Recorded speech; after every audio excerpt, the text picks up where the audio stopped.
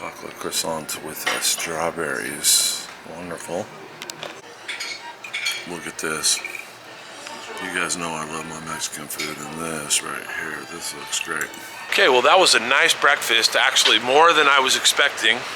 You know, I was expecting just a little slight continental breakfast, but they actually had that, what'd you say, that's a casserole? Mexican style casserole, really good. This is the entrance to Fort Clinch State Park. What a beautiful little entrance here, and it goes way back. Historic Canopy Road. Let's check this out.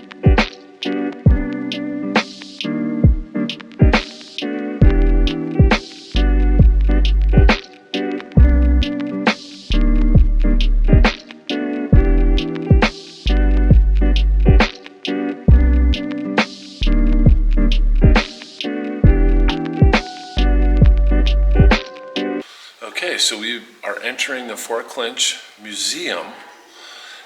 I'm thinking this was built in 1847 and was used through several wars and even all the way into World War II. And this little museum, we're going to take a look here. So we got some art. Ooh, look at that, machine gun. Early style, call it a Gatling gun or a machine gun. Cannonballs. Got some different size cannonballs here. 1864. Wow, look at those things. You don't want to come across that. Yeah, so this is the entrance here to the fort. And the ocean right there, that's really cool. Got some big cannons up there. An old wagon. And a cannon. And here we are, entering the compound of the fort here. Looks like some officers' quarters here. Neat. That's a triple bunk beds. How about that? Wow. Look, and now they got Abraham Lincoln up there. Yeah, you could read by oil lantern. Old fireplace. That's neat. They got an old saddle sitting up here with some old tack gear over there hanging. That's really neat. So I was smelling fire earlier, and here it is right here. There are some campgrounds here, and there's probably people having fires out there, but it did smell really close. And that's because it's right here. Wow, what a neat room. Wow, there's this long hallway that just goes back and back. That is crazy. Look at this whole brick tunnel. Wow. And it gets you back into this room. My goodness. So you would have had some sort of ability to shoot out these windows here. And then this makes me think of food storage. Whoa.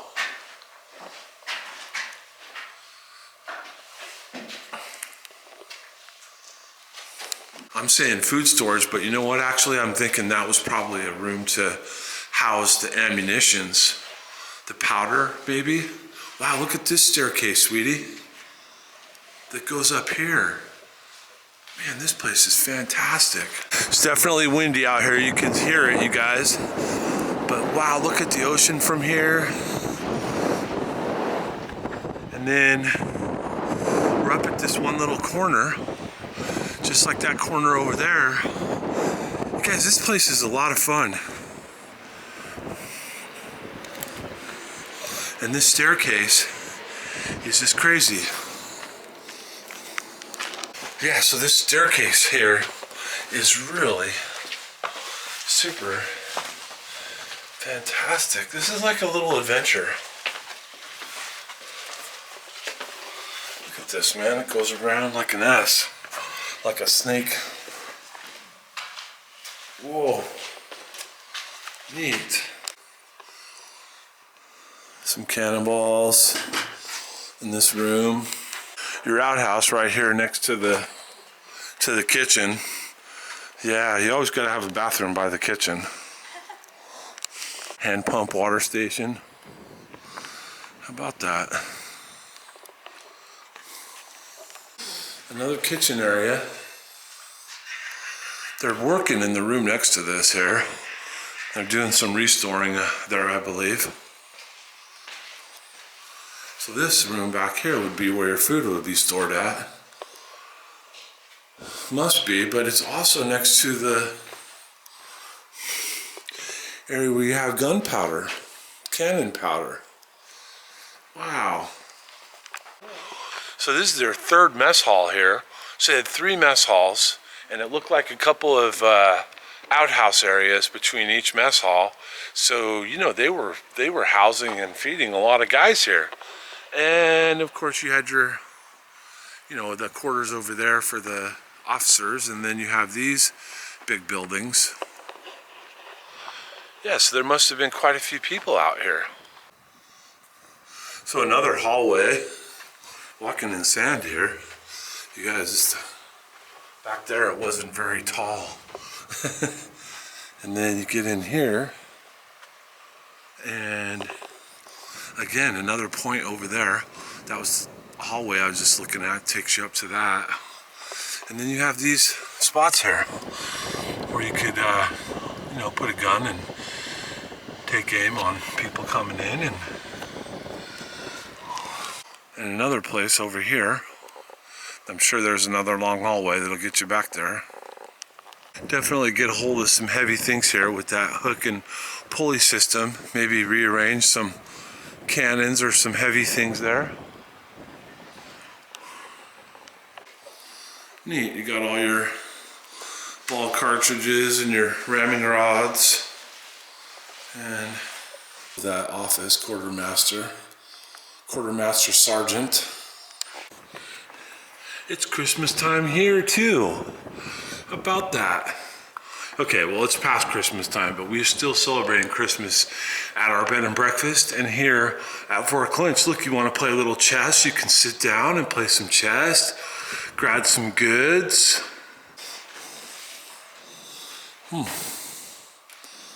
Nice.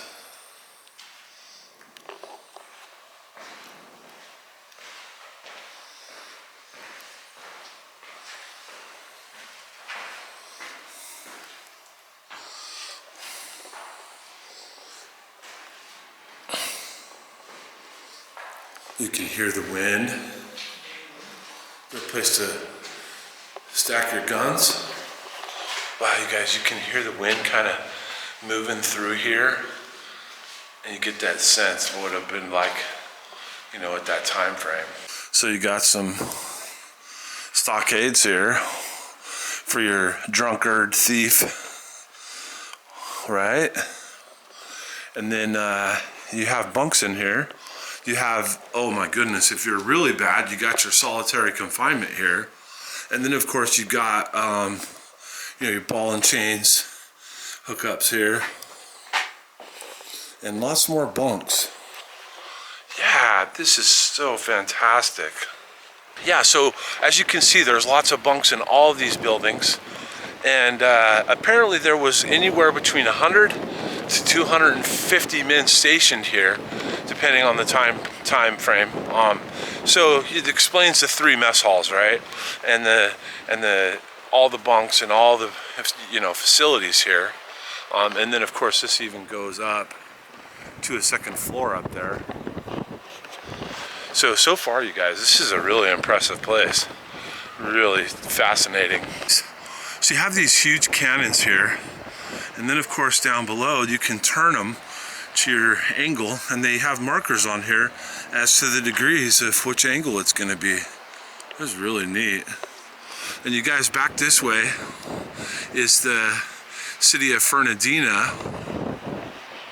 And that's one of the things they were protecting. They were protecting, right, the mainland and the city of Fernandina. And Fernandina, and we passed railroad tracks getting in here. We actually sat there for like 15 to 20 minutes waiting to get over here to the barrier island last night. It's the only, well, at the time, I think specifically, it was the only cross-state railroad. So it's a very important location strategically. Pelicans cruising the fort. Alrighty, everyone, that is Fort Clinch. I highly suggest it. It's a fantastic place to visit. It was $2.50 to get in per person. Well worth it. $6 to get into the park, just to get into the park. So for 2 people, you're $11 in, park entrance and fort fee. They do other events here. They have like a candlelight tour. They do special events during certain holidays, Memorial Days, and that type of thing. We're here right after New Year's, so you know, it's cold, it's windy, and but still, a fantastic visit. I highly suggest Fort Clinch. What a great place this is. So we actually took a trail around and outside of the fort. You have to find a specific trail, but you guys will find lots of shells. Lots of shells out here along this way. And supposedly, well, we haven't seen any, but there's shark teeth that show up on this shore here. All along this way around the fort, you'll find lots of this. There's not as many over here along the beach, but you can see all these different shells. If you go around the fort, around that way, which is where we came from, there's even more shells and whatnot. But this is a fantastic place to look for those kinds of things. Apparently they dredge this area here, this inlet, and it stirs up a lot of activity that washes this stuff to shore here. So, fantastic place to look at shells and look for shark's teeth and that kind of thing. So, man, it's a great place. So there's a couple of trails. Willow Pond Nature Trail. So the Willow Loop, Magnolia Loop. No bikes are allowed on these trails over here. They're a loop. But there's a nice little trail over here. If you like to mountain bike, which I've done a lot of mountain biking, I don't do that as much anymore.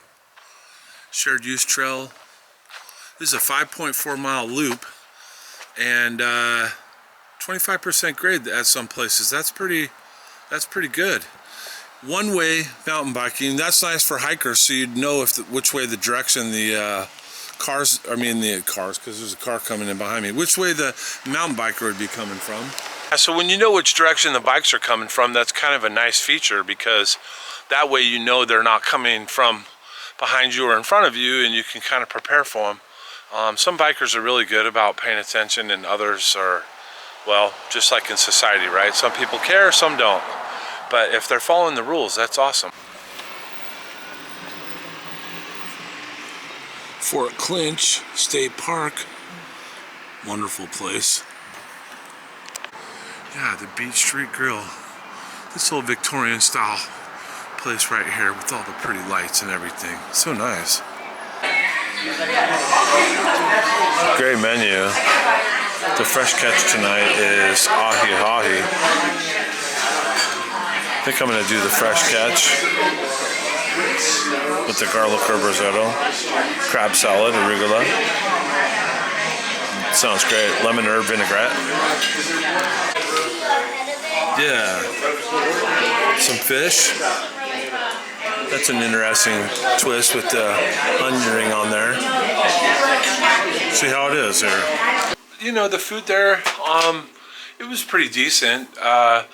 It's a very average price point. It's not your expensive. Just down the road, it's a couple of blocks away from where we're staying, Beach Street, and there's another place in between Beach Street and where we're at here, probably double the price. So it's a very average place as far as price goes. Service was, average to lacking. But I mean, the food was okay. The food was better than the service that we got. I saw another waiter there. He was taking care of the people really well. Just our particular waitress was just not the best. So, but we enjoyed the meal, and for the price, not bad at all. We actually got a discount for the locals night, so that was like a little bit off of our bill right there. So good times. That's going to do it for this night and for this day. Wonderful time at Amelia Island, and tomorrow we're going to be moving on up out of here to Savannah. So look forward to us in Savannah, and we're going to hit some stuff along the way. So tomorrow should be great. Thanks for joining us.